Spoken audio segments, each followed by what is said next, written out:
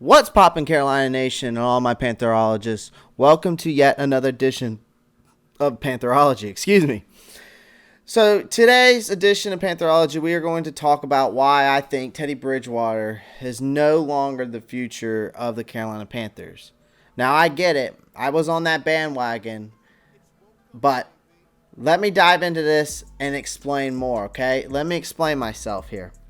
So, when an NFL quarterback has the ball at the end of the game, right, in which his team trails by a touchdown or less, but has a chance to win, and he's not going to get it done every time,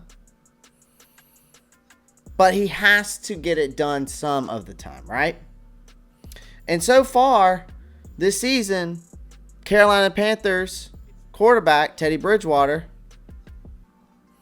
has gotten it done exactly none of the times. Sunday's 32-27 loss to Denver dropped Bridgewater to 0-7 in game or winning or game tying situations late in the fourth quarter in 2020. Now, after a while, you realize it's no longer a coincidence. Now, should Teddy Bridgewater start Saturday night at Green Bay? Of course. Although I was on the Bridgewater bandwagon early this season, in part because his accuracy was in such welcome contrast to Cam Newton's, I've jumped off. I'm having some serious doubts right now. Bridgewater doesn't look like Mr. Right to me. He looks like Mr. Right now, if that makes sense. Like his sure name predicts, Bridgewater is ultimately going to be a bridge quarterback for the Panthers. Now, he may still start in 2021 because he's far from terrible, and maybe he's still their option then.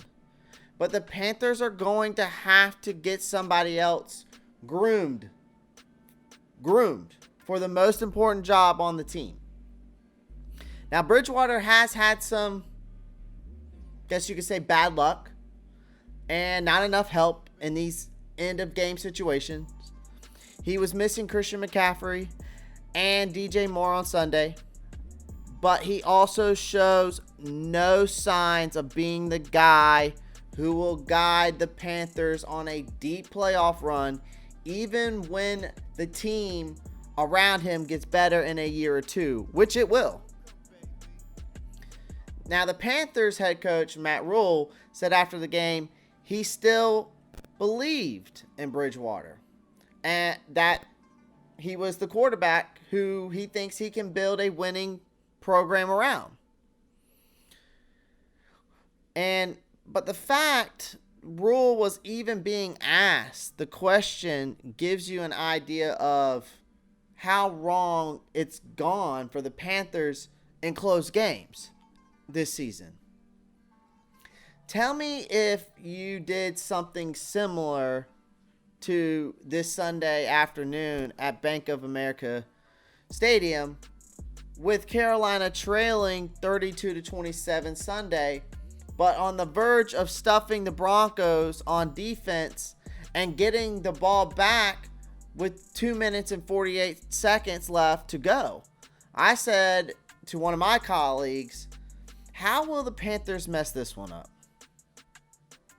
And the answer this time was they go 4 and out on offense, not even getting a single first down on the final drive that started at Carolina's own 27.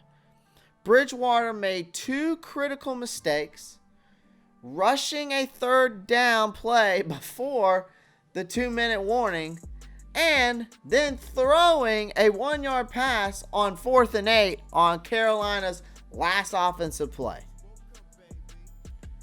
Rule was miffed about the rushed third down play, which was an incompletion, and the short throw on 4th down to Curtis Samuel, who caught the ball and was immediately tackled. Bridgewater took the blame in both cases.